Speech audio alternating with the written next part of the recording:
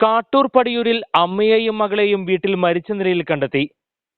കാറളം വെള്ളാനി സ്വദേശി 74 വയസ്സുള്ള മണി, മകൾ 43 വയസ്സുള്ള രേഖ എന്നിവരാണ് വാടക വീട്ടിൽ മരിച്ച നിലയിൽ കണ്ടെത്തിയത്. കൊലപാതകമെന്ന സംശയം.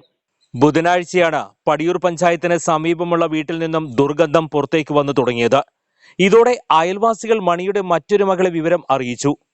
ഇവർ വന്ന വീടിന്റെ പിറകുവശത്തെ വാതിൽ തുറന്ന് അകത്ത് കയറി നോക്കിയപ്പോഴാണ് അമ്മയും മകളും വീടിന്റെ ഹാളിലും സമീപത്തെ മുറിയിലുമായി മരിച്ചു കിടക്കുന്ന കണ്ടത്.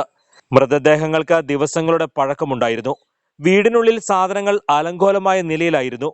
മകൾ രേഖയുടെ രണ്ടാമത്തെ ഭർത്താവ് കോട്ടയം സ്വദേശി കുറച്ച് ദിവസങ്ങൾക്ക് മുമ്പ് ഇവിടെ ഉണ്ടായിരുന്നതായി നാട്ടുകാർ പറയുന്നു. ഇയാളെ ഇപ്പോൾ ബന്ധപ്പെടാൻ സാധിക്കുന്നില്ല. ദിവസങ്ങൾക്ക് മുമ്പ് ഇയാൾക്കെതിരെ ഇരിങ്ങാലക്കുട വനിതാ സ്റ്റേഷനിൽ പരാതി നൽകിയിരുന്നതായി സഹോദരി പറയുന്നു. ഈ സാഹചര്യത്തിലാണ് കൊലപാതകമാണെന്നുള്ള സംശയത്തിലേക്ക് വിരൽ ചൂണ്ടുന്നത്. കാട്ടൂർ ഇൻസ്പെക്ടർ ER ബൈജുവിന്റെ നേതൃത്വത്തിലുള്ള പോലീസ് സംഘം സ്ഥലത്തെത്തി തെളിവുകൾ ശേഖരിച്ച് പോസ്റ്റ്മോർട്ടത്തിനായി മൃതദേഹങ്ങൾ ആശുപത്രിയിലേക്ക് മാറ്റി.